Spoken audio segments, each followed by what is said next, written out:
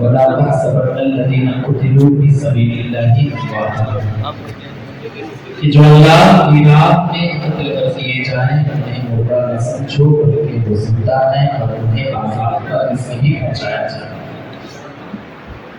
یہ عام شہیدوں کا معاملہ تھا جو میں نے پہلے بتایا۔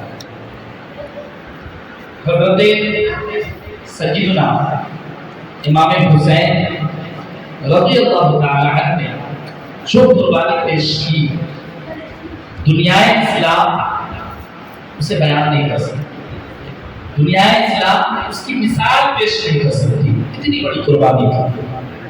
اور یہ واقعہ بھی کب رونما ہوا؟ 61 ہجری 10 محرم الحرام کی صبح جو سورج طلوع ہوا تھا، اس سورج نے بھی سوچا تھا اور وہ بھی خدا کی بارگاہ میں عریضہ پیش کر رہا تھا، مولا مجھے دوبارہ ڈوبنے کی اجازت دے دے، میں اپنی نگاہوں سے امام حسین کو شہید ہوتا ہوا نہیں دیکھ سکتا۔ اس دن کا سورج بھی اپنی روشنی بکھیر سے رک رہا تھا، اس کی خیر دوبارہ نہیں کر رہی تھی، لیکن سورج کو نکلنا تو تھا۔ قانون الہی کے سامنے سب اپنا سر جھکا دیتے تھے، سورج کو اللہ کا جب حکم ہوا اسے نکلنا پڑا، لیکن اس نے جو اپنی ماتھے کی نگاہوں سے دیکھا نہ کبھی دیکھا تھا اور نہ قیامت تک دیکھے گا، اس ایسی تاریخ کو جسے ہم 10 محرم الحرام کے دن امام حسین کو یاد کرنے کے لیے مناتے ہیں، ہم اور آپ اسی تاریخ کو دہراتے ہیں، بس پورے ماہ مبارک میں حضرت امام حسین کی یاد مناتے ہیں۔ ایک عاشق حسین کی علامت بھی یہی ہے کہ جب موقع ملے وہ امام حسین کی یاد میں مجلس سے سجائے، اور صرف محرم الحرام ہی کیوں، ہر مہینہ اور ہر دن بھی اگر ہم امام حسین کی یاد آئے تو ان کی قربانی کا حق ادا کریں۔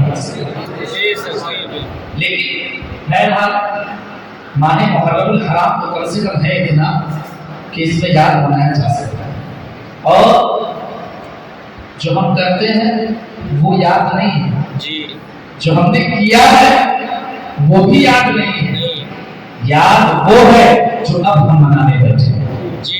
یاد اصل یہی ہے کہ جس میں محبوب کا ذکر ہو، معشوق کا ذکر ہو، اور عاشق اپنی کار لگا کر بیٹھا ہو، عاشق اپنی نگاہیں بچھا کر بیٹھا ہو، اور اس مجلس میں جب محبوب اور معشوق کا ذکر ہوتا ہے، اور اس حالت میں جب ایک عاشق اپنے معشوق کا ذکر سنتا ہے تو اس کا دل بھی بے قرار ہوتا ہے، اس کا تن اور تن بھی بے قرار ہوتا ہے، اس کے جسم کا ہر روم کھڑا ہو جاتا ہے اور صدائے دیتا ہوا نظر آتا ہے، اور کہتا ہے کہ جفا جو عشق میں ہوتی ہے وہ جفا ہی نہیں، جفا جو عشق میں ہوتی ہے وہ جفا ہی نہیں، ستم کا ہو تو محبت میں کچھ مزہ ہی نہیں، ستم کا ہو تو محبت میں کچھ مزہ ہی نہیں۔ برادران ملت اسلامیہ، آج ہم نوازۂ رسول حضرت امام حسین کی یاد آنے کے لیے بیٹھے ہیں۔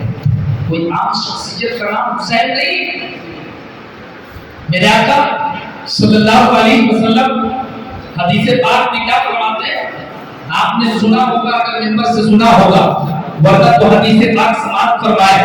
میرے آقا صلی اللہ علیہ وسلم ارشاد فرماتے ہیں، محمد بآل محمد صلی اللہ علیہ وسلم مات مؤمنا ومحمد تعالی آل محمد صلی اللہ علیہ وسلم مات کافرا۔ بولیے مطلب سبحان اللہ، سبحان اللہ۔ ناظر آپ کی تلاوت کی جائے تو اس پر سبحان اللہ ایک عاشق کو کہنا چاہیے۔ یہ جملے میرے نہیں ہیں، چکور کے مسلمانوں ذرا غور سے سننا، یہ وہ جملے ہیں جو میرے آقا کے لمحہ مبارک سے نکلے ہیں۔ میرے آقا صلی اللہ علیہ وسلم ارشاد فرماتے ہیں، اے میرے ملت کے لوگوں ذرا غور سے سننا، محمد علی آل محمد صلی اللہ علیہ وسلم مات مؤمنا، اور دوسری جگہ ارشاد فرماتے ہیں، محمد علی آل محمد صلی اللہ علیہ وسلم مات شہیدا۔ ترجمہ سماعت فرمائے، میرے آقا صلی اللہ علیہ وسلم ارشاد فرماتے ہیں کہ جو کوئی میری امت کا شخص میرے اہل بیت کی محبت میں مر گیا اور اس کے عشق میں اللہ تبارک و تعالی ایسے شخص کی موت کے بعد اسے شہیدوں کا درجہ عنایت فرماتا ہے. سبحان اللہ سبحان اللہ. اور پھر ایک دن ارشاد فرماتا ہے کہ اگر کوئی اہل بیت کی محبت میں مر گیا, ایمان کی حالت میں مرا اور اہل بیت سے محبت کرتا ہوا مرا, تو ایسے شخص کو اللہ تبارک و تعالی مومن کی موت نصیب کرتا ہے. سبحان اللہ. آپ جانتے ہیں کہ آپ کی موت مومن جیسی ہو, آپ کی موت شہیدوں جیسی ہو. یہ تو برکتیں ان لوگوں کے لیے ہے جو امام حسین سے محبت کرتے ہیں, صحیح معنوں میں محبت کرتے ہیں, جو ان کے بتائے ہوئے راستے پہ چلتے ہیں اور جو ان کے ہر حکموں کی تعمیل کرتے ہیں. لیکن آج یہ بتاتا چلو ایسے لوگ بھی ہیں جو امام حسین کی مخالفت کرتے ہیں. بات کہنے والے کہتے ہیں کہ امام حسین نے تو مذہب کے لیے لڑائی لڑی تھی, ایک بوجھ کے لیے لڑائی لڑی تھی, حکومت حاصل کرنے کے لیے لڑائی لڑی تھی.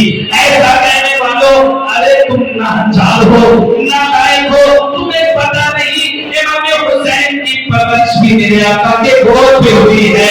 7 مہینے 7 روز تک امام حسین کو فرماتے ہیں کہ او کربلا کی زمینوں کا آواز کرنا اور یزیدیوں ذرا غور کر کے سننا, تم جس حسین سے لڑنے آئے ہو اس حسین کی 7 سالہ زندگی میرے آقا کے گود پہ گزری ہے.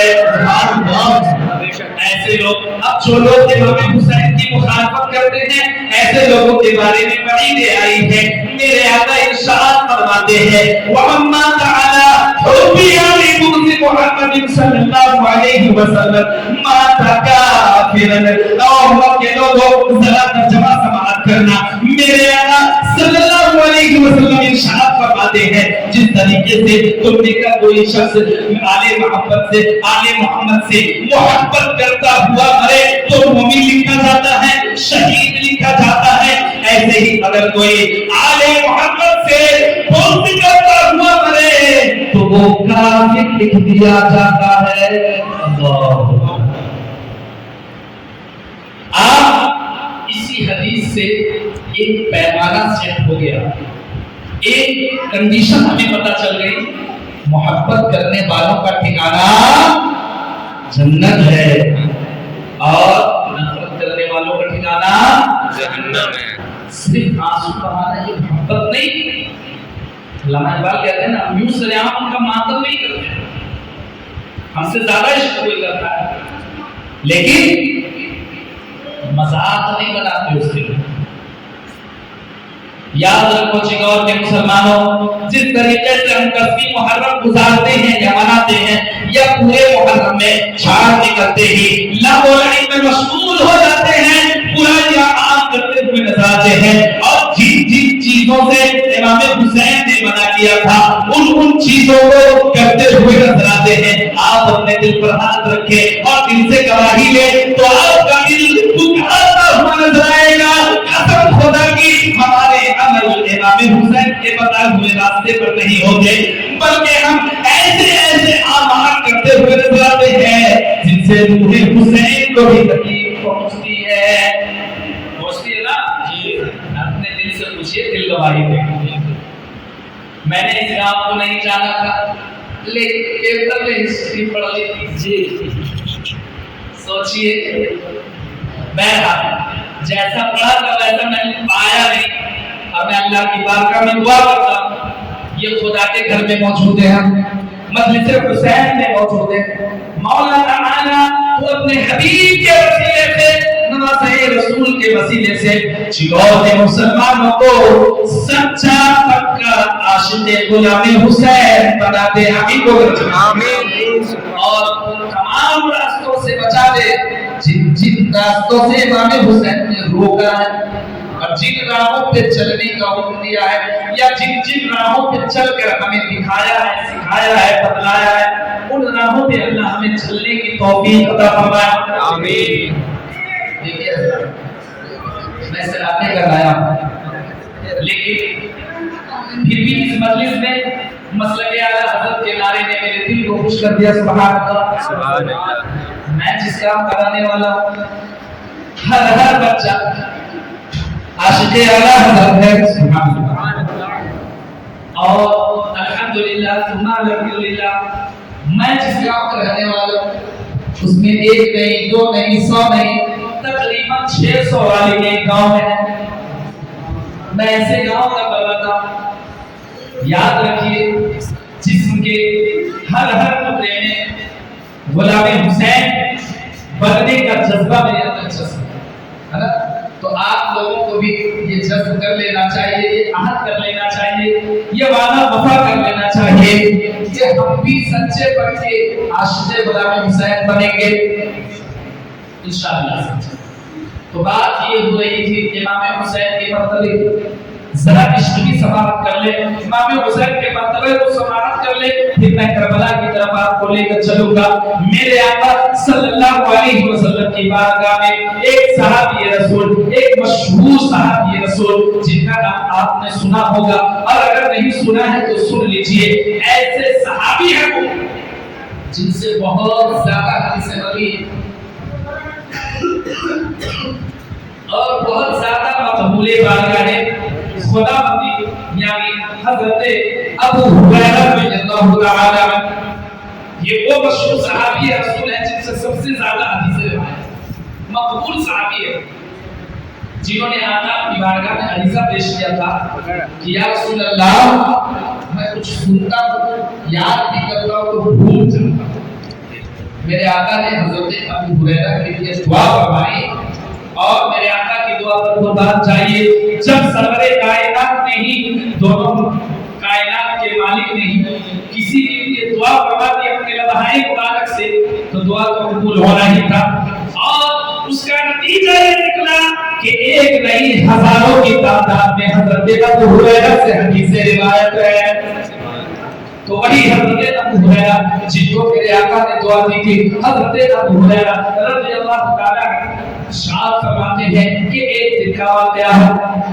میں مجلس رسول میں گیا, حضور کی بارگاہ میں گیا. حضور کی مجلس سجدے تھی, حضور مسجد نبوی میں تشریف فرما ہوتے تھے, اور جیسے ہم آواز مجلس سجاتے ہیں ویسے صحابہ کرام مجلسوں میں بیٹھا کرتے تھے. حضرت ابو ہریرہ فرماتے ہیں کہ جب میں مجلس میں گیا تو میں نے دیکھا میرے آقا صلی اللہ علیہ وسلم تشریف لا رہے ہیں اور حضرت امام حسین کے ننھے ہاتھوں کو اپنے ہاتھوں میں تھامے ہوئے ہیں, اور حضرت امام حسین کو اپنے پائے مبارک پر کھڑا کرا کر دھیرے دھیرے قدموں کے ساتھ چلا رہے ہیں. اور حضرت ابو ہریرہ رضی اللہ تعالی عنہ نے جب یہ ماجرا دیکھا اور دیکھا کہ ادھر سے امام حسین تشریف لا رہے ہیں, وہ بھی اپنے نانا کے قدم ناز پر اپنا پائے مبارک رکھتے ہوئے دھیرے دھیرے جیسے ہم اپنے بچوں کو چلایا کرتے ہیں ویسے ہی میرے آقا حضرت ابو ہریرہ کو اپنے پاؤں پر پاؤں رکھوا کر کے چلاتے ہوئے دھیرے دھیرے تشریف لا رہے ہیں. وہی حضرت ابو ہریرہ فرماتے ہیں کہ جیسے ہی میری نظر آقا پر پڑی, میرے آقا فرماتے ہیں اللہم انی احبہما فاحبہما واحب من یحبہما, کہ اے اللہ توجل میں حضرت امام حسن و حسین سے محبت کرتا ہوں, مولا میں محبت کرتا ہوں, تو بھی محبت فرما, اور مولا ان لوگوں سے بھی محبت فرما جو حسن و حسین سے محبت کرتے ہیں. بات کی روشنی میں کہہ سکتا ہوں قسم خدا کی چکور کے مسلمانوں, یہ حدیث پاک بتا رہی ہے کہ جو بھی حسن و حسین سے محبت کرے گا اللہ اس سے محبت فرمائے گا. تو میرا یقین کہتا ہے, میرا دل کہتا ہے, میرا ایمان کہتا ہے کہ اس مجلس میں جتنے لوگ بیٹھے ہیں وہ خدا کی بارگاہ میں مقبولیت کا درجہ حاصل کر رہے ہیں. اللہم انی احبہما فاحبہما, اے اللہ میں حسن و حسین سے محبت کرتا ہوں, اے مولا بھی سے محبت کرتا ہوں, واحب من یحبہما, اور مولا ان لوگوں سے محبت کرنا جو حسن و حسین سے محبت کرتا ہے. قسم خدا کی اس مجلس میں ہر ایک بچہ عاشق حسین بیٹھا ہے, غلام حسین بیٹھا ہے, اور پھر اس حدیث پاک کی روشنی میں وہ خدا کی بارگاہ میں مقبولیت کا درجہ حاصل کر رہا ہے. آپ سوچئے اگر آج کی یہ مجلس نہ ہوتی تو ہم میں اور آپ میں کے جتنے لوگ ہیں کوئی کھابے خرگوش کے مزے لے رہا ہوتا, کوئی چوک چوراہے پر گلیوں میں اپنا وقت ضائع کرتا ہوتا, کوئی شکایت ادھر ادھر کی باتوں میں مشغول ہوگا, کوئی موبائل انٹرنیٹ کی دنیا میں تباہکاریاں پھیلاتا ہوا نظر آتا. لیکن قربان چاہیے اللہ کے پیارے نوازے پر کہ آج ان کی یاد بنانے کے لیے ہم نے مجلس حسین سجائی, ذکر شہدائے کربلا کی مجلس سجائی. ہم گناہوں سے بھی پاک ہو گئے, دنیاوی لہو لعب سے بھی پاک ہو گئے, اور اس نیند سے بھی دور ہیں جس نیند میں زوال نہیں, لیکن یہاں کا ہر لمحہ, ہر سیکنڈ, ہر وقفہ نامے اعمال میں اضافہ کرتا ہوا چلا جا رہا ہے. اور پھر غلام حسین کی جب لسٹ تیار کی جائے گی, فہرست تیار کی جائے گی, اور میدان حشر سجے گا. اللہ اکبر کبیرہ. اس میدان حشر تصور کیجئے جہاں خود رب کائنات موجود ہوگا, اور وہاں میرے آقا بھی موجود ہوں گے, سارے انبیاء کرام علیہ الصلوۃ والتسلیم بھی موجود ہوں گے, سارے صحابہ بھی ہوں گے, سارے تابعین بھی ہوں گے, تابعین بھی ہوں گے, اولیاء کاملین بھی ہوں گے, بزرگان دین بھی ہوں گے. اور جب سے یہ دنیا بنی ہے اور جب تک یہ دنیا قائم رہے گی سارے لوگ موجود ہوں گے. اور ایسی مجلس میں جب اللہ تبارک و تعالی اعلان فرمائے گا اے فرشتوں حسین سے محبت کرنے والوں کو اکٹھا کرو, تو قسم خدا کی ہمارا نام بھی اس فہرست میں لیا جائے گا. کی بات ہے نا, میدان حشر میں غلام حسین بنا کر ہمیں بلایا جائے, غلام حسین بول کر پکارا جائے, اس سے بڑی خوش نصیبی اور کیا ہو سکتی ہے. قسم خدا کے آپ نے اس مجلس کو سجا کر جو دولت حاصل کی ہے اس سے بڑی دولت نہیں ہو سکتی, اس سے بڑی قیمتی, اس سے بڑا قیمتی نگینہ حاصل نہیں کر سکتے. اور شہیدوں کا درجہ آپ جانیے گا تب آپ کو پتہ چلے گا. قرآن عظیم کی آیت ہے وَلَكُمْ فِيهَا مَا تَشْتَهِي أَنفُسُكُمْ وَلَكُمْ فِيهَا مَا تَدَّعُونَ نُزُلًا مِّن غَفُورٍ رَّحِيمٍ. جنت میں جب شہیدوں کو اکٹھا کیا جائے گا, جنت کے میوے کھلائے جائیں گے, جنت کی مٹھائیاں کھلائی جائیں گی, جنت کے طرح طرح کے پھل فروٹ جو بھی جنت میں ہوتے ہیں وہ ساری چیزیں دی جائے گی. ساری چیزیں جب وہ کھا لیں گے تو اللہ تبارک و تعالی شہیدوں کی طرف متوجہ ہوگا اور کہے گا اے میرے پیارے بندو, تم لوگوں نے میرے لیے اپنا سر کٹایا, مذہب اسلام کو بچانے کے لیے سر کٹایا, میرے محبوب کی دین کی حفاظت کے خاطر سر کٹایا, میری بارگاہ میں اپنا خون بہایا, اسی وجہ سے میں نے تمہیں جنت عنایت کی ہے اور جنت کے میرے تمہارے نصیب میں لکھے ہیں. بتاؤ کتنی ساری چیزیں دینے کے بعد, حلو کلمہ دینے کے بعد, میوے دینے کے بعد, جنت کا مزہ دینے کے بعد کیا تمہاری اور بھی کوئی خواہش ہے؟ تو قسم خدا کی آپ کی تفسیر کو ملاحظہ کریں. مفسرین لکھتے ہیں کہ شہداء اللہ کی بارگاہ میں کہیں گے مولا تیری جنت میں ہم شہیدوں پر آئے, تو نے ساری نعمتوں سے ہمیں نوازا, لیکن میرا دل پھر بھی بے قرار ہے, میرا دل پھر بھی بے چین ہے, میرا دل پھر بھی پرسکون نہیں ہو رہا ہے. اللہ تبارک و تعالی پوچھے گا اے میرے پیارے بندو, اتنی نعمتوں کے ملنے کے بعد بھی تمہیں چین کیوں نہیں ملتا, تمہیں سکون کیوں نہیں ملتا؟ تو قسم خدا کی چکور کے مسلمانوں ذرا غور سے سننا, اس وقت شہداء کی جماعت اللہ کی بارگاہ میں کہے گی مولا تیری جنت کی ہر نعمت کو پانے کے بعد میں نہ شکری کے الفاظ تو نہیں کہتا, لیکن مولا جس وقت میرا گدا تیری بارگاہ میں کٹا تھا اور میرے بدن سے جسد سے جڑا ہوا تھا اور تلوار میرے گردن پہ چلی تھی, اور گردن کٹنے کے بعد جو مزہ دیا تھا آج جنت میں وہ مزہ مجھے نہیں ملا. سبحان اللہ, اللہ اکبر,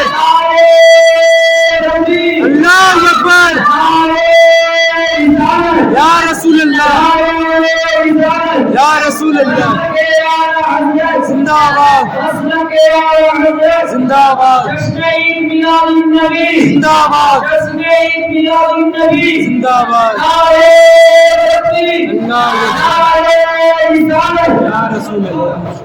علامہ ابن حجر اسقلانی رحمۃ اللہ تعالی علیہ فرماتے ہیں کہ جب کوئی راہ خدا میں شہید ہوتا ہے تو اسے زخم کی تکلیف نہیں ہوتی، کٹنے کی تکلیف نہیں ہوتی۔ علامہ ابن حجر اسقلانی کے بھی بہت بڑے محدث ہیں۔ علامہ ابن حجر اسقلانی نے کیا کہا کہ جب راہ خدا میں کوئی اپنا سر کٹاتا ہے، خود کو زخمی کرتا ہے، اسے تکلیف نہیں ہوتی۔ کسی پوچھنے والے نے پوچھا یہ ہم کیسے مان لیں، یہ میرا ذہن تسلیم نہیں کر رہا ہے کہ راہ خدا میں کوئی آدمی اپنا سر کٹا لے، اپنا بدن کٹا لے، اپنا جسم خون کر لے، لہو لہان ہو جائے اور اسے تکلیف نہ ہو، یہ بات تو سمجھ میں نہیں آ رہی ہے۔ علامہ ابن حجر اسقلانی کہتے ہیں صحیح بات ہے، یہ بات سمجھنے کی نہیں ہے، یہ بات ماننے کی ہے۔ علامہ ابن حجر اسقلانی کہتے ہیں ذرا ذہن قریب کرو، آؤ میں تمہیں بتاتا ہوں کیسے زخم کی تکلیف نہیں ہوتی۔ لیکن اس سے پہلے آپ یہ سن لیں، آپ نے واقعہ یوسف سنا ہوگا کہ جب حضرت یوسف کو زلیخا نے دنیا والوں کے سامنے کیا تھا۔ حضرت یوسف کو جانتے ہیں؟ حضرت یوسف جو مصر کے بازار میں بکے تھے اور مصر کے بادشاہ نے خرید لیا تھا۔ مصر کے بادشاہ کی بیوی آپ پر فدا ہو گئی تھی، آپ کے ساتھ غلط حرکت کرنا چاہتی تھی۔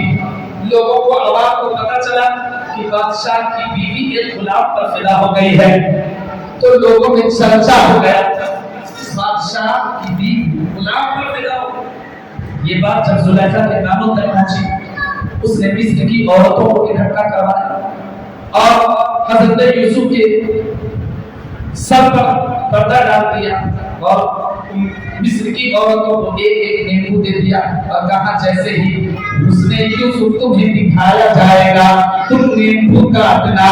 قسم خدا کی سورہ یوسف کی تلاوت آپ کریں، قرآن کرتا ہے فَلَمَّا رَأَيْنَهُ أَكْبَرْنَا وَقَطَّعْنَا فَلَمَّا رَأَيْنَهُ أَكْبَرْنَا وَقَطَّعْنَا أَيْدِيَهُنَّ، کہ جیسے ہی زلیخا نے حضرت یوسف کے حسن سے، آپ کے چہرے انور سے پردہ ہٹایا، مصر کی عورتوں نے جیسے ہی حسن یوسف کو دیکھا ان کی انگلیاں کٹ گئی، نیبوؤں کی جگہ انہوں نے اپنی انگلیاں کاٹ لی، لیکن انہیں درد کا احساس نہیں ہوا۔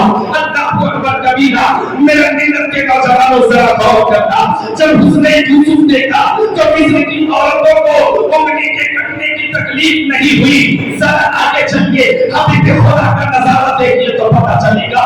میرے آقا صلی اللہ علیہ وسلم جب ان کے نبی یعنی حضرت یوسف جو میرے آقا سے درجے میں چھوٹے ہیں، درجے میں کم ہیں، حضرت یوسف کے حسن کو دیکھا جنہیں حسن کا ایک قطرہ ملا تھا تو مصر کی عورتوں نے انگلیاں کاٹ لی، درد کا احساس نہیں ہوا۔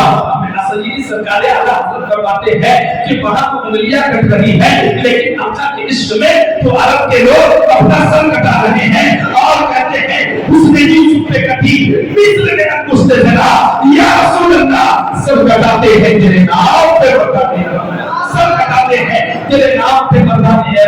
اب سوچئے، اب ذرا غور کیجئے، اب علامہ ابن حجر اسقلانی کے جواب پر غور کیجئے تو بات سمجھ میں آئے گی۔ غور سے سنیے گا، ابتدا سے جب بات غور سے سنیے گا تب سمجھ میں آئے گی۔ حضرت یوسف کے حسن، حضرت یوسف کو جو حسن ملا تھا وہ میرے آقا کے حسن کا قطرہ تھا۔ ان کے حسن کو دیکھ کر مصر کی عورتوں نے انگلیاں کاٹ لی، احساس نہیں ہوا۔ آدھا حضرت کہتے ہیں انگلیاں کٹانا کوئی بڑی بات نہیں، میرے آقا کے نام پر تو عرب کے لوگوں نے سر کٹا دیے۔ اب علامہ ابن حجر اسقلانی کا جواب سنیے اور تو بات چاہیے۔ علامہ ابن حجر اسقلانی اس شخص کو کہتے ہیں دیکھا تم نے مصر کی عورتوں نے انگلیاں کٹا لی، انہیں تکلیف نہیں ہوا، عرب کے لوگوں نے، عرب کے مردوں نے گلے کٹوا لیے، انہیں تکلیف نہیں ہوا، وہاں آقا کا حسن دیکھا تھا تو گلا کٹنے کی تکلیف نہیں ہوئی، یا حضرت یوسف کا حسن دیکھا تھا تو انگلیاں کٹنے کی تکلیف نہیں ہوئی۔ لیکن جب کوئی راہ خدا میں شہید ہوتا ہے تو حدیث پاک ہے، میرے آقا فرماتے ہیں جیسے ہی گلا کٹتا ہے، جیسے ہی تلوار کی دھار شہید کے بدن پر لگتی ہے، اسی وقت اس شخص کو خدا کا دیدار ہو جاتا ہے۔ سبحان اللہ، سبحان اللہ۔ کٹنے کی تکلیف نہ ہو، یوسف کا حسن دیکھ کر انگلی کٹنے کی تکلیف نہ ہو تو خدا کا حسن دیکھنے کے بعد، خدا کا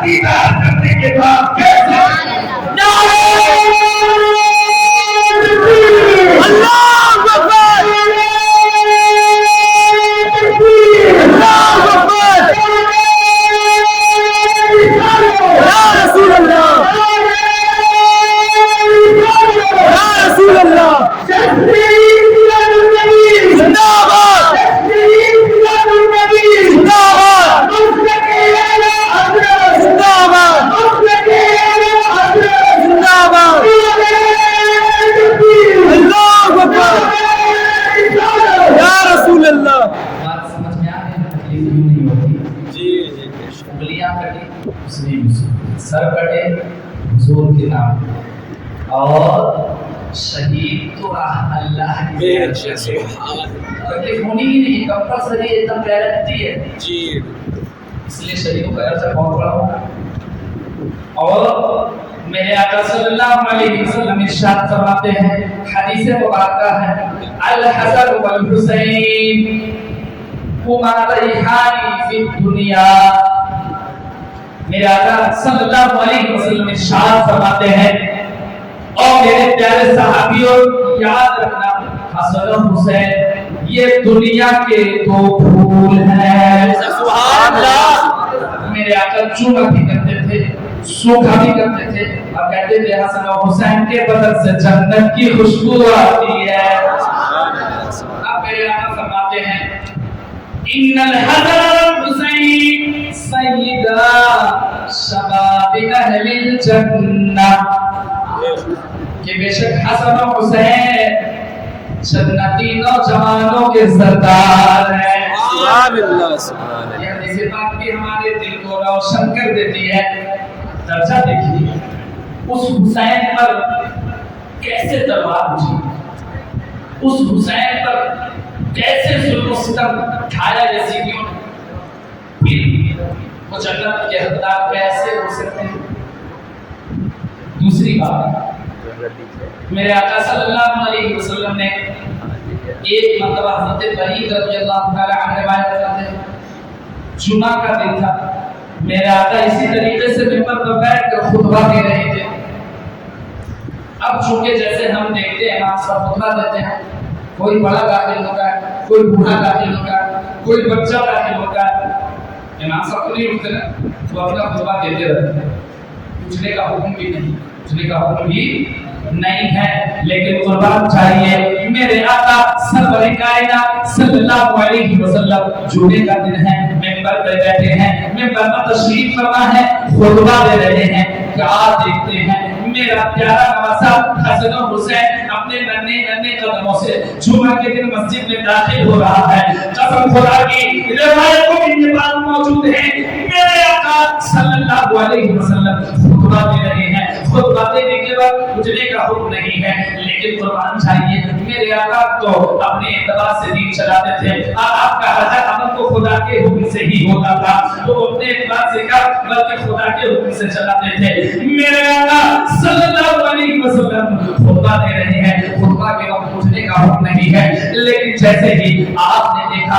میرا پیارا نواسا حسن، میرے پیارے نواسے حسین اندر آ رہے ہیں، اپنی ننھے قدموں سے مسجد میں داخل ہو رہے ہیں۔ آپ نے دیکھا ہوگا جب چھوٹا بچہ چلتا ہے تو کبھی چلتا ہے، کبھی لڑکھڑاتا ہے، کبھی گرتا ہے، پھر اٹھتا ہے، پھر چلتا ہے۔ جیسے ہی حضرت امام حسن و حسین مسجد میں داخل ہوئے اور آپ کے پائے مبارک میں لڑکھڑاہٹ پیدا ہوئی، آپ خطبہ دے رہے ہیں، ان کے پاؤں میں لرزش آئی، میرے آقا کا دل کانپنے لگا، میرے آقا بے قرار ہو گئے، بے چین ہو گئے۔ روایتوں میں یہ بات موجود ہے، آقا خطبہ دیتے دیتے خطبے کو چھوڑ کر حضرت امام حسن و حسین کو اٹھانے کے لیے پہنچ گئے، اور اٹھانے کے بعد ارشاد فرمایا، انما اموالکم و اولادکم فتنہ، کہ او میرے پیارے صحابیوں، بے شک تمہاری اولاد اور تمہارے مال تمہارے لیے آزمائش کا سبب ہے۔ وہاں لوگ خود پر قابو نہیں رکھ پاتے، مال کے معاملے میں تو سب کا ڈگمگا گیا ہوا، بولنا ہی نہیں، اور اولاد کے معاملے میں بھی ہم برداشت نہیں کر پاتے، خون کا رشتہ جوش مارنے لگتا ہے۔ تو میرے آقا فرماتے ہیں، انما اموالکم و اولادکم فتنہ، بے شک رب کائنات نے صحیح فرمایا ہے کہ بے شک تمہاری اولاد اور تمہارے مال تمہارے لیے آزمائش ہے، اور وہاں اپنے آپ کو ثابت قدم رکھا ہے، لیکن میرے آقا کا خطبہ چھوڑ دینا اور حسن و حسین کو اٹھا دینا یہ بتا رہا ہے کہ میرے آقا کی نظر میں حسن و حسین کا مرتبہ کتنا ہے۔ اور قربان چاہیے، یہ تو थोड़ी सी बात है, ये तो नमाज से खारिज की बात है। एक दफा मेरे आका सल्लल्लाहु अलैहि वसल्लम नमाज पढ़ा रहे थे, नमाज़ बजमात अदा की जा रही थी। मेरे आका इमाम थे, पीछे प्यारे सहाबी मुक्तदी बनकर नमाज अदा कर रहे थे। और याद रखिए हज़रत इमाम हुसैन ये हुजरे फातिमा में पैदाइश पाए थे। अब हुजरे फातिमा का जो गेट खुलता था वो मस्जिद नबवी में ही खुलता था, यानी मेरे आका हुसैन की परवरिश भी हुजरे फातिमा में हुई है, मस्जिद नबवी में हुई है।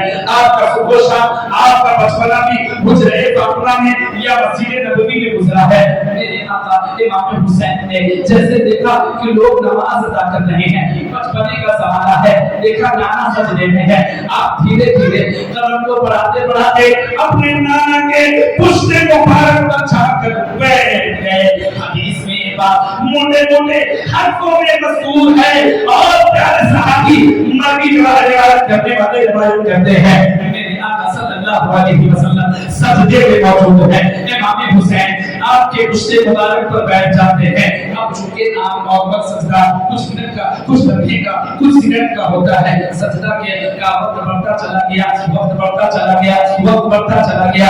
आजकल के मुसलमान होते तो सर उठा कर देख लेते, लेकिन तो बात चाहिए पहले के सहाबी भी ऐसे होते थे, इश्क़ रसूल में संसार होते थे। मेरे प्यारे सहाबियों ने सर नहीं उठाया कि जब तक हुजूर, जब तक अल्लाह अकबर की सदाएं न दे हम सर को कैसे उठाए। और एक लंबे वक्फे तक हज़रत नबी मुहम्मद सल्लल्लाहु अलैहि वसल्लम अपने सजदे को लंबा करते रहे, यहाँ तक के कुछ देर के बाद हज़रत इमाम हुसैन आपके पुश्ते मुबारक से उतरे। उसके बाद नमाज अदा कर ली गई। नमाज के बाद प्यारे सहाबियों ने हुजूर की बारगाह में हाजिर की और कहा मेरे आका फ़िदाका उम्मी व अबी या रसूल अल्लाह सल्लल्लाहु अलैहि वसल्लम, आप पर मेरे माँ बाप कुर्बान जाए या रसूल अल्लाह सल्लल्लाहु अलैहि वसल्लम। बात समझ में नहीं आई। रोज नमाज अलग अंदाज से होती थी, आज अलग अंदाज से हुई है। आज सजदा काफी लंबा हो गया, माजरा समझ में नहीं आया। क्या आप पर वही नाज़िल हो रही थी? मेरे आका फरमाते नहीं नहीं, तो फिर फरमाते हैं प्यारे सहाबी कि क्या या रसूल अल्लाह, अल्लाह ने सजदा लंबा करने का हुक्म दे दिया है। मेरे आका फरमाते हैं ये भी नहीं, तो फिर प्यारे सहाबी कहते हैं फिदा का होगी बता भी या रसूल अल्लाह, फिर माजरा क्या है हमें भी बताया, हमें बेकरारी हो रही है, हम बेचैन से हो गए हैं। मेरे आका सल्लल्लाहु अलैहि वसल्लम मुस्कुराते हैं और कहते हैं मेरे प्यारे सहाबियों कान खोल कर सुन लो, ना अल्लाह की तरफ से कोई वही नाज़िल हुई थी और ना सजदे को लंबा करने का कोई हुक्म था, लेकिन मैं सजदे में जैसे ही गया मेरा प्यारा नवासा हुसैन मेरी पुश्त पर बैठ गया और मेरी खैरत को ये गवारा न हुआ कि मैं अपना सर उठाऊं और मेरे नवासे को चोट लग जाए। सिर्फ मैं अपने नवासे को चोट न पहुंचाने की वजह से इतना लंबा सजदा कर दिया। मेरे आका सल्लल्लाहु अलैहि वसल्लम ने अपने नवासे की मोहब्बत में सजदे को लंबा किया। और ये मोहब्बत किसने की? अल्लाह के रसूल ने। अल्लाह के मोहब्बत देखी। एक दिन का वाक़या कि हज़रत इमाम हसन और हुसैन ने दो तख्तियां लिखी। बच्चे स्लेट पे लिखते जी, तख्ती से बोल दो। तख्ती पर हज़रत इमाम हसन ने भी लिखा है, इमाम हुसैन ने। अब ये दोनों पहुंच गए अपने नाना के बारगाह और कहा नाना ये उसने लिखा है, मैंने लिखा, बताइए इसमें से राइटिंग किसकी खूबसूरत है, किसकी तहरीर सबसे ज्यादा अच्छी है। मेरे आका मुस्कुराते और कहते मेरे प्यारे नवासों तुमने बड़ा मुश्किल सवाल कर दिया, जाओ इसका जवाब तुम्हारे वालिद साहब से ले लेना, क्योंकि हुजूर भी नहीं चाहते थे कि इनके हाथ में फैसला करके उनको तकलीफ हो जाएगी। हज़रत इमाम हुसैन और हज़रत इमाम हसन नाना की बारगाह से वापस आने के बाद अपने वालिद गिरामी अली रज़ियल्लाहु अन्हु करीम शेर खुदा की बारगाह में पहुंचते हैं और कहते हैं वालिद गिरामी जरा बताइए तो सही, ये हसन ने लिखा है, ये मैंने लिखा है, बताइए हम दोनों में से किसने खूबसूरत लिखा है। हज़रत इमाम मानी मकाम के वालिद गिरामी हज़रत अली भी मजबूर हो जाते हैं और कहते हैं कि कैसे मैं जवाब दूं, एक का जवाब दूंगा दूसरा नाराज हो जाएगा, दूसरे का जवाब दूंगा पहला नाराज हो जाएगा। कहा कि जब नाना से फैसला करा देना, कहा اے میرے والد گرامی، نانا کے پاس ہی تو گئے تھے جنہوں نے آپ کے پاس بھیج دیا۔ حضرت علی مسکرانے لگے، اچھا ایسی بات ہے تو ایسا کرو، اپنی والدہ محترمہ حضرت فاطمہ کے پاس چلے جاؤ اور ان سے دکھانا، وہ تمہارا فیصلہ ضرور کر دیں گے۔ حضرت فاطمہ کے پاس دونوں بچے پہنچتے ہیں اور کہتے ہیں، اے میری پیاری امی جان، آج فیصلہ فرما دیجیے ہم میں سے کس نے اچھا لکھا ہے۔ حضرت فاطمہ نے کہا، نانا کے پاس گئے تھے، کہاں ہم گئے تھے، کہا والد کے پاس گئے تھے، کہاں ہم گئے تھے، کہا کہیں فیصلہ نہیں ملا، کہاں نہیں ملا، اللہ اکبر کبیرہ۔ حضرت فاطمہ بھی ششو پر چلے ہیں، کہہ رہی مولا تو نے کیسا امتحان مجھ سے لے لیا، میں کس کے حق میں فیصلہ کروں۔ آپ نے بسم اللہ پڑھی اور 7 موتیاں اٹھائے اور آسمان کی طرف اچھالتے ہوئے یہ کہا کہ جس کی طرف 4 موتیاں ملے گی اور جس کی طرف 3 موتی گرے گی، تو جس کی طرف 4 موتی گرے گی سمجھ لینا اس کی تاریخ خوبصورت ہے۔ لیکن جو بات چاہیے چیکور کے مسلمانوں، میرے آقا کی محبت آپ نے سماعت کیا، صحابیوں کی محبت سماعت کیا، سجدے کو لبا کرتے ہوئے آپ نے دیکھا، اپنے پاڑے مبارک پر چلاتے ہوئے آپ نے دیکھا، میرے آقا نے انہیں دنیا کا پھول کہہ دیا، یہ بھی آپ نے سنا، انہیں جنتی نوجوانوں کا سردار کہہ دیا، یہ بھی آپ نے جان لیا۔ آج فیصلے کی گھڑی ہے۔ حضرت فاطمہ نے جیسے ہی موتی کو ہواؤں میں اچھالا تھا، تاریخ گواہ ہے 7 موتی ہواؤں میں اچھلی، اللہ کا حکم ہوا، اے جبرائیل اس موتی کے گرنے سے پہلے تجھے دنیا میں پہنچ جانا ہے۔ اللہ اکبر کبیرہ۔ تاریخ گواہ ہے 3 موتیاں حضرت امام حسین کی طرف کی، 3 موتیاں حضرت امام حسن کی طرف کی، اور اللہ تبارک و تعالیٰ نے فرشتوں کے سردار جبرائیل امین کو حکم دیا اس 7ویں موتی کو کدھر بھی گرنے نہ دینا اور ہواؤں میں اسے تیز سے کر دینا۔ اللہ اکبر۔ ایک حصہ حضرت امام حسین کی طرف کیا، دوسرا حضرت امام حسن۔ سبحان اللہ سبحان اللہ۔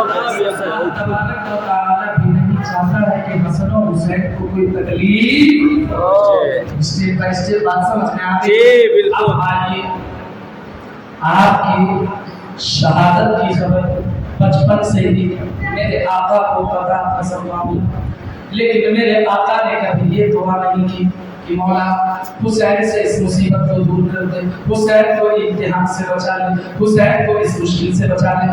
قسم خدا کی حدیث میں کہیں موجود نہیں ہے کہ میرے آقا نے ایسی دعا کی ہوگی، اور حضرت فاطمہ کو بھی پتا تھا پھر بھی انہوں نے دعا نہیں کی، حضرت علی کو بھی پتا تھا کہ میرا بیٹا شہید ہو جائے گا، لیکن نہ ماں باپ نہ پیارے صحابی نہ میرے آقا صلی اللہ علیہ وسلم نے کبھی یہ دعا کیا ہوگا کہ اے اللہ میرے پیارے نواسے کو اس مصیبت سے بچا لے۔ ہاں میرے آقا نے جو دعا کی حدیثوں میں یہ بات مذکور ہے، اللہ کے رسول یہ دعا کرتے تھے، اللہم اعطِ الحسین اجرا و ثوابا۔ سبحان اللہ۔ اے اللہ میرے آقا نے یہ دعا نہیں کی کہ مولا اس مصیبت سے حسین کو بچا لے، بلکہ یہ دعا کی کہ اللہ حسین کو اس مشکل گھڑی میں صبر بھی دینا اور صبر کے بدلے اجر بھی دینا۔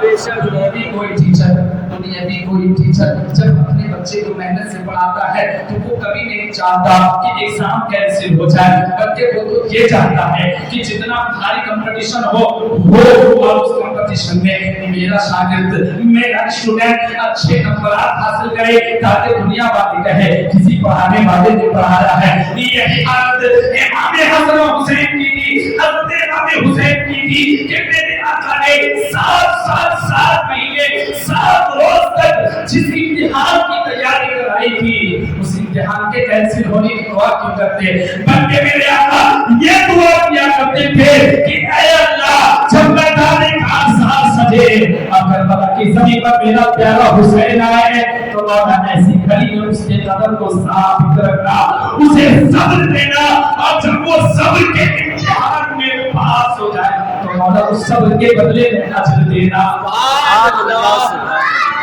کبھی میرے آقا نے بندہ میرے آقا دعا کرتے تھے بہت زیادہ سارا معاملہ جی لیکن آقا نے دعا نہیں کی۔ کیوں نہیں دعا کی؟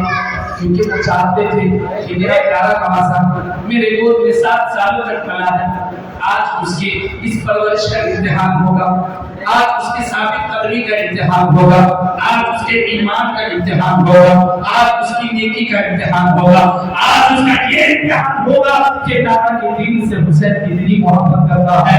اگر میرے دین سے میرا پیارا معاشرہ محبت کرے گا تو یہ امتحان نہیں دے گا، اور اگر دے دیا تو پھر یہ امتحان ہی فیل ہو جائے۔ لیکن ایسا ہو نہیں سکتا جس پر سایہ میرے آقا کا پڑ جائے، اور جس کو میرے آقا نے اپنی گود میں پالا پوسا اور بڑا کیا، جس کے لبوں کو میرے آقا نے چھوڑا، جسے ہم نے کبھی پاؤں پہ بٹھایا، کبھی سینے پہ سوار کیا تو کبھی پشتے انور پر سوار کیا، وہ نوازا کبھی اس ایگزام میں فیل نہیں ہو سکتا تھا۔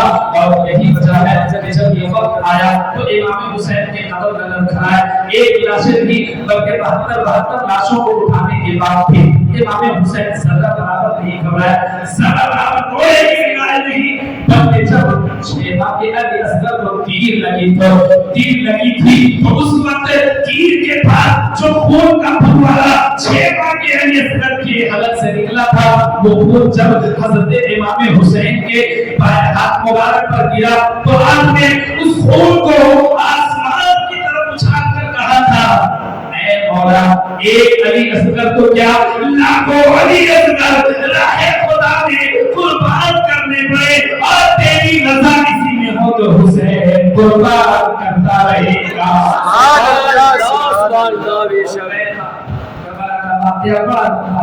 دیکھیے وقت کیسے کیسے کر گیا، لیکن گھبرائیے گا نہیں، میں شارٹ میں کچھ باتیں آپ کو پہنچانے کی کوشش کرتا ہوں۔ ولید بن عتبہ کی بات نام ہے، ولید بن عتبہ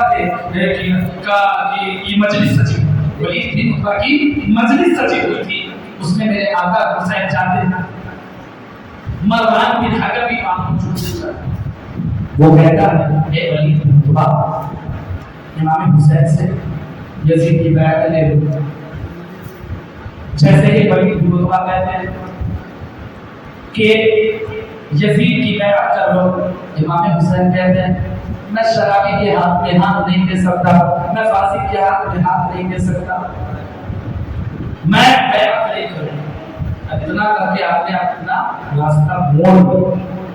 مروان بن حکم نے کہا اے ولید بن عتبہ، یہ وقت تمہیں برباد کر دیا، ایسے وقت میں تجھے امام حسین کو واپس نہیں کرنا چاہیے تھا، بلکہ اس سے تمہیں بیعت لے لینی چاہیے تھی، ورنہ تو یہ شخص بعد میں اور خطر ہو جائے گا اور ہمیں نقصان پہنچائے گا۔ اتنی بات آواز امام حسین کے کانوں تک ٹکراتی ہے، آپ جو واپس جا رہے تھے وہیں سے واپس ہوتے ہیں، خون حیدر جلال آتا ہے، آپ قریب آتے ہیں اور کہتے ہیں اے مروان بن حکم، تو کیا کہہ رہا ہے، تو بیعت لینے کی بات کر رہا ہے، تجھے پتا بھی ہے میں کون ہوں، میں شیر خدا کا شہزادہ ہوں، فاطمہ کا لخت جگر ہوں، نواسۂ رسول ہوں، میری طرف سجود کی گود میں ہوئی ہے، میں نے اپنا صبح شام مسجد نبوی اور مدینے میں گزارا ہے، میں کیسے ایک فاسق کے ہاتھ میں ہاتھ دے سکتا ہوں؟ اور آپ نے فرمایا یزید فاسق فاجر قاتل النفس وشارب الخمر، یزید فاسق بھی ہے، یزید فاجر بھی ہے، یزید مسلمانوں کا قاتل بھی ہے، یزید شراب پینے والا بھی ہے، یزید ملعون ہے، یزید تمام حرام کاریاں کرتا ہے، اور میں حرام کاری کرنے والوں کے ہاتھ میں ہاتھ نہیں دے سکتا، میں شرابیوں کے ہاتھ میں ہاتھ نہیں دے سکتا۔ بعض لوگ کہتے ہیں حکومت کے لیے امام حسین کی لڑائی ہوئی، ان لوگوں کے لیے یہ جواب ہے کہ امام حسین نے بتا دیا کہ میں نے بیعت حکومت کے لالچ میں نہیں بلکہ شرابی ہونے کی وجہ سے نہیں کیا، زنا خور ہونے کی وجہ سے نہیں کیا، حرام کاری کرنے والے ہونے کی وجہ سے اس کے ہاتھ میں ہاتھ نہیں کیا۔ حضرت امام حسین نے اتنا کر کے للکارا اور وہاں سے واپس ہو گئے۔ پھر حضرت امام حسین ایک دن ایسا بھی آتا ہے، آپ مدینے سے جدا ہو رہے ہیں، آپ مکہ کی طرف سفر کر رہے ہیں، وہ مدینہ آپ نے سوچے حاجی کسی نے حج نہیں کیا، اللہ تبارک و تعالی آپ لوگوں کو حج کی دولت سے سرفراز کرنا، بولیے آمین۔ پوچھئے ان حاجیوں سے جو 7 دن کے لیے مدینہ جاتے ہیں، جب مدینے سے واپس آتے ہیں تو بے قرار رہتے ہیں، روتے ہیں، گڑ گڑاتے ہیں، پورے راستہ مدینے کی یاد آتی ہے، بلکہ جب اپنے گھر بھی پہنچ جاتے ہیں تو مدینے کی یاد ستاتی ہے۔ لیکن وہ حسین جس نے بچپنا مدینے میں گزارا، جس نے اپنا ظہور شام مسجد نبوی میں گزارا، وہ آج مدینہ چھوڑ کر مکہ کے سفر میں روانہ ہو رہا ہے۔ جب مکہ پہنچتے ہیں تو ماہ شعبان کا مہینہ ہوتا ہے، شعبان المعظم، جسے شب برات کا مہینہ کہتے ہیں۔ شعبان المعظم میں امام حسین مدینہ سے سفر کر کہاں پہنچے؟ مکہ پہنچے۔ مکہ پہنچتے ہیں تو شعبان کرتے ہیں، رمضان گزر جاتا ہے، شعبان گزر جاتا ہے، ذی القعدہ گزر جاتا ہے، ذی الحجہ کا مہینہ آتا ہے جسے ہم بقرعید کا مہینہ کہتے ہیں۔ روایت میں یہ بات موجود ہے 2 ذی الحجہ یا 7 ذی الحجہ، ان دونوں سے کوئی ایک تاریخ ہے۔ اس دن آپ نے مکے کو بھی چھوڑ دیا، چھوڑا کہ نکلے کیوں تھے؟ وہ نکلے کوفہ کے ارادے سے، لیکن کارنامہ مکے میں ہوا تھا۔ مکے کے بڑے بڑے صحابہ کرام تھے، آپ کو روکنے کی کوشش کی اور کہا کہ ہمیں حسین، اے نواسہ رسول، آپ کوفہ والوں کو نہیں جانتے، ان سے بڑا غدار کوئی نہیں ہے، ان سے بڑا بے وفا کوئی نہیں ہے، آپ سے پہلے آپ کے والد کو بھی ان لوگوں نے زبان بولا دیا ہے۔ حضرت امام حسین کہتے ہیں میں ان کے ایک خط نہیں ہزاروں خط پڑھ چکا ہوں، اور آج آپ کو یہی مطالبہ کر رہے ہیں کہ کوفہ میں کوئی حاکم نہیں ہے، آپ آ کے یہاں کے لیڈر بن جائے، آپ یہاں آ کے حاکم بن جائے۔ اگر میں نہ جاؤ اب نگرانی حشر سجے گا اور یہ لوگ گمراہ ہو جائیں گے تو خدا کی بات ہمیں کہیں گے مولا میں نے تیرے محبوب کے نواسے کی بات کا میں خط لکھا تھا، اب وہ ہمارے پاس نہیں آیا، ہماری حکومت سنبھالنے نہیں آیا، تو میرے نانا میدان حشر میں کیا جواب دیں گے؟ اس وجہ سے امام حسین نے کوفہ جانے کا ارادہ کیا۔ جب کوفہ کے سفر میں نکلتے ہیں وہاں نکلنے سے پہلے مسلم بن عقیل کو پہلے بھیج دیا۔ آپ دیکھیں کوفہ والے کتنے غدار، جب پہلے پہنچے مسلم بن عقیل تو لاکھوں لاکھ ایک دن میں پیغام کر، لیکن جب یہ خبر یزید کو پہنچا اس نے ابن زیاد بھیجا تو ابن زیاد کے خوف سے راتوں رات لوگوں نے بیعت توڑ دی۔ ادھر بیعت کیا تھا مسلم بن عقیل نے خط لکھ دیا تھا کہ آپ لوگ بہت اچھے چلے ہیں، اس لیے آپ لوگ قافلے کے ساتھ نکل آئے، لیکن جب آپ سفر میں نکل رہے تھے تو حاتم طائی نام سنا ہے؟ حاتم طائی کا نام سنا ہے؟ سنے ہوں گے، پکا سنے ہوں گے، اس کا کوئی سوال نہیں۔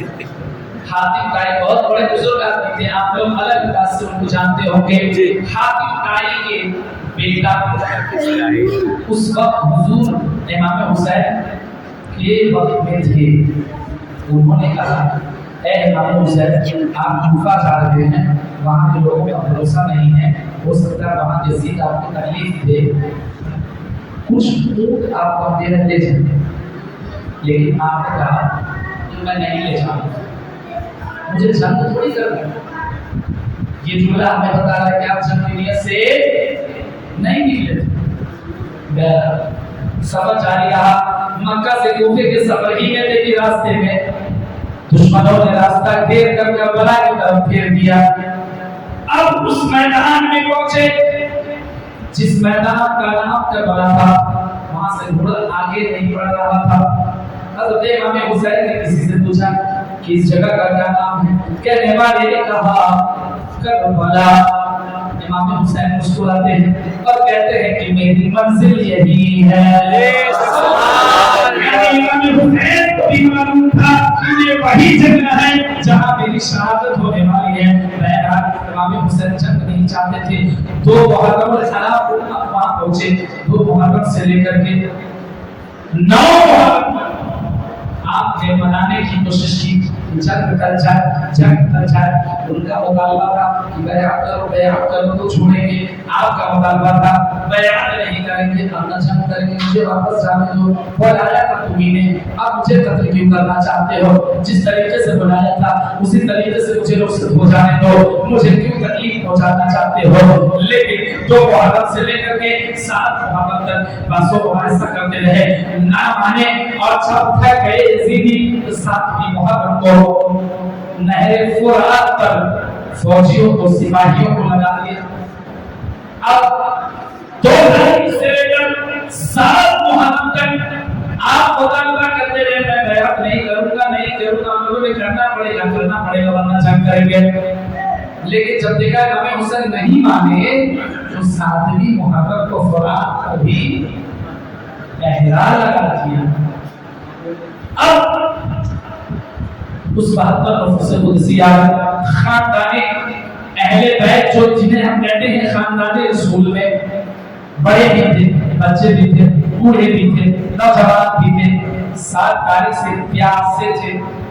اب 7 تاریخ سے لے کر کے 9 تاریخ تک یہ 2 دنوں تک انہوں نے پانی پر پہرا لگا دیا، پیاس میں تڑپتے رہے۔ اور اسی بیچ میں جب 10ویں محرم کا وقت آیا، اس سے پہلے 9 محرم الحرام تک جب آپ کو یہ یقین ہو گیا کہ یہ لوگ ماننے والے نہیں ہے، جنگ کرنے کریں گے اور اسی طریقے سے یہ نہیں مانیں گے میں بیعت نہیں کروں گا تو جنگ کریں گے، اور میں بیعت کر سکتا نہیں، لہٰذا جنگ کرنا پڑے گا۔ جیسے ہی 10ویں محرم کی رات آتی ہے، میرے آقا امام حسین رضی اللہ تعالیٰ عنہ اس وقت میں کیا چلا چراغ روشنی کے لیے ایسی ہی مجلس سجی تھی، بات پر مفسر قدسیہ بیٹھے تھے، حضرت امام حسین نے چراغ کو بجھایا۔ اب بجھانے کے بعد کہا، او میرے پیارے جانثارو، او میرے پیارے جوانو، جانثارو، سنو میں نے چراغ بجھا دی ہے، اب اس اندھیرے میں تم میں سے جو بھی اپنے گھر واپس جانا سکتا ہے جا سکتا ہے۔ اگر میں روشنی رہنے دیتا اور تم میں سے کوئی اٹھتا تو تمہیں شرم آتی، تمہیں حیا آتی کہ اگر ہم اٹھ کر ہے تو فلا کیا کہے گا، فلا کیا کہے گا، اسی لیے میں نے اندھیرا کر دیا۔ اندھیرے میں تم میں سے کوئی چلا جائے کسی کو خبر نہیں ہوگی، اور تم میں سے اگر کوئی شخص واپس چلا گیا تو پھر یزیدی تمہیں تلاشیں گے بھی نہیں، کیونکہ ان کا اصل ٹارگٹ میں ہوں، ان کو اصل بیعت مجھ سے لینی ہے۔ اگر تم میں سے کوئی چلا بھی گیا تو اسے تلاشا بھی جائے گا۔ اللہ اکبر کبیرہ۔ تاریخ گواہ ہے آپ نے چراغ بجھائی تھی اور پھر کچھ دیر کے بعد جب چراغ جلائی تو کیا دیکھتے ہیں، جتنے 72 صحابی پہلے جنگ کے ساتھ موجود تھے اور ابھی بھی موجود تھے، اور وہ جماعت یہ وبا کے دہل ایک عادت کرتی ہوئی نظر آ رہی تھی کہ اے حسین، اے نواسۂ رسول، آپ ہمیں اس فضیلت سے محروم کرنا چاہتے ہیں۔ جب میدانے حشر سجے گا اور وہاں خدا کہے گا کہ میرے پیارے حبیب کے نواسے کی مدد کے لیے کون تھا، تو اس وقت ہمارا نام بھی لکھا جائے۔ ہم یہ چاہتے ہیں اگر ہم واپس لوٹ گئے تو اس فضیلت سے محروم ہو جائیں گے، اس لیے اے نواسے رسول ہمیں اس فضیلت سے محروم نہیں کیجیے۔ آپ کے ساتھ ہم بھی خوب بہانے کو تیار۔ سبحان اللہ، سبحان اللہ۔ 72 صحابیوں میں سے کوئی ایک بھی اختلاف نہیں۔ آپ حضور آپ سے بتائیں کہ ہم چلے جائیں گے، آپ کے نانا کو میدان حشر میں کیا ہو رہا ہے کہ مشکل کے وقت میں میرے نواسے کو چھوڑ دیا، اور پھر جب شہیدوں کو آپ کے نانا ابھی پسند ملائیں گے تو ہم وہاں بلائیں گے، ہمیں بھی وہاں پسند چاہیے، اس لیے ہم واپس نہیں جا سکتے۔ اللہ اکبر کبیرہ۔ تاریخ گواہ ہے سر زمین کربلا پر وہ آخری اذان پکاری گئی، حضرت علی اکبر نے صداؤں میں اپنی پیاری آواز کی گونج پھیلاتے ہوئے کہا اللہ اکبر اللہ اکبر، اور آخری اذان کربلا کی پشت پر پکاری جا رہی تھی۔ اذان دینے والا علی اکبر اور نماز فجر جو آخری نماز باجماعت کربلا پر ادا کی گئی تھی، اس کی امامت امام حسین فرما رہے تھے۔ اللہ اکبر۔ آخری نماز فجر اور آخری تہجد کی نماز پڑھی گئی، اس دن کے بعد اذان فجر پکاری گئی، نماز باجماعت آخری جو نماز تھی وہ کربلا کے پشت پر ادا کی گئی۔ اب 10 محرم الحرام کی صبح آتی ہے، امام حسین پہلے سمجھانے کی کوشش کرتے ہیں، بدلانے کی کوشش کرتے ہیں، اور ہزاروں تمہیں دنیا کی لالچ ہے، تمہیں دنیا کی لالچوں نے تمہاری آنکھوں کے پردے ڈال دیے ہیں۔ ذرا سوچو تو صحیح، تم کس کے مقابلے میں کھڑے ہو؟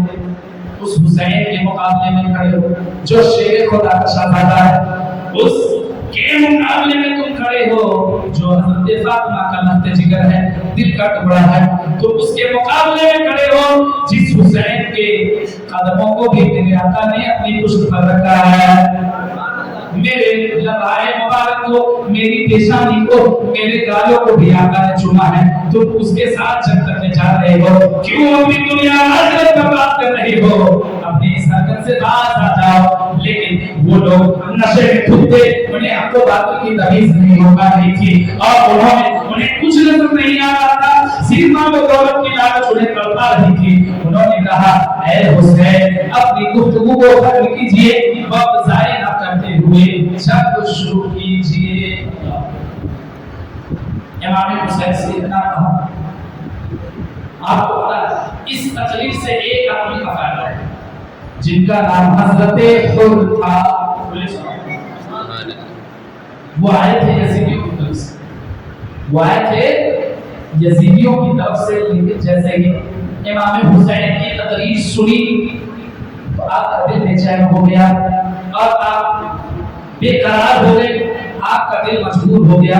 اب یہ کہنے پر مجبور ہو گیا کہ آخر کرے تو کیا کریں، ادھر جنت ہے، ادھر جہنم ہے، ادھر اللہ کی دی ہوئی نعمتیں ہیں، ادھر اللہ کی دی ہوئی نعمت کی مخالفت ہو رہی ہے، ادھر حلال عمل کیا جا رہا ہے، ادھر تو کچھ کرنے والے عمل کیے جا رہے ہیں، ادھر ہر وہ کام جو خدا کو ناراض کرتے وہ کیے جا رہے ہیں۔ جیسے ہی حضرت حر پڑھتے ہیں، ایک لشکر کا شخص کہتا ہے اے ابن صاحب دیکھ حضرت حر کیا کر رہے ہیں، ادھر جا رہے ہیں، روکنے والوں نے دیکھا اور کہا اے حضرت حر تم کہاں جا رہے ہو، تم بہادر ہو، حسین سے ڈر کر اس کے قافلے میں شرکت کرنے جا رہے ہو۔ حضرت حر نے کہا نہیں نہیں، قسم خدا کی مجھے خوف نہیں ہے، ہاں مجھے خوف اگر ہے تو اللہ کا خوف ہے۔ میں دیکھ رہا ہوں ایک طرف جنت کی ٹھنڈی ٹھنڈی ہوائیں چل رہی ہے تو دوسری طرف دوزخ کی گرم گرم ہوائیں آ رہی ہے، ایک طرف فرشتوں کی لعنتیں برس رہی ہے تو ایک طرف رحمتوں کی بارشیں ہو رہی ہے۔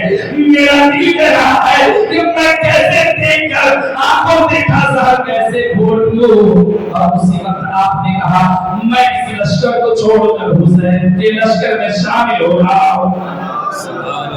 اے حسین میں آپ کے لشکر میں آنا چاہتا ہوں، میری توبہ قبول کیجیے۔ امام حسین مسکراتے ہیں اور کہتے ہیں کیسی بات کر رہے ہو، توبہ کا دروازہ کھلا ہے، تمہارے نصیب میں آب کوثر لکھا ہے تو تمہارا دل تو تمہیں یہاں لانا ہی تھا۔ بہرحال حضرت حر لڑتے ہیں، شہید ہو جاتے ہیں، علی اکبر اترتے ہیں، شہید ہو جاتے ہیں، علی اصغر اترتے ہیں، شہید ہو جاتے ہیں۔ اسی طریقے سے شہید ہوتے ہوتے ہوتے سارے لوگ ختم ہو جاتے ہیں اور اب تنہا بچتے ہیں امام حسین۔ یہاں سے ایک میسج چکور کے مسلمان لے کر جانا، وہ میسج یہ ہے کہ آپ نے دیکھا ایک طرف امام حسین کا لشکر ہے، دوسری طرف یزیدیوں کا لشکر ہے، یہاں بھی نماز پڑھی جا رہی ہے، وہاں بھی نماز پڑھی جا رہی ہے، یہاں بھی نام لیوا مسلمان ہیں، یہاں بھی مسلمان ہیں، یہاں بھی اذان پکاری جا رہی ہے، یہاں بھی بہت سارے لوگ نماز پڑھ رہے تھے، اذان کا جواب دے رہے تھے۔ اب آپ کو یہ فیصلہ کر کے بتائیے قافلہ حسین حق میں تھا، یہ قافلہ یزید حق میں تھا، کون حق میں تھا؟ اور حق میں تھا قافلہ حسین حق پر تھا۔ یہ پوری دنیا گواہی دیتی ہوئی نظر آ رہی تھی۔ یہ بات ہمیں بتانے کے لیے کافی ہے کہ صرف اذان، صرف سجدے اور صرف نماز ایمان کی بنیاد نہیں ہو سکتی۔ اگر صرف نماز ایمان کی بنیاد ہوتی تو یزیدی لشکر کو بھی حق پر ہونا چاہیے تھا۔ یزیدی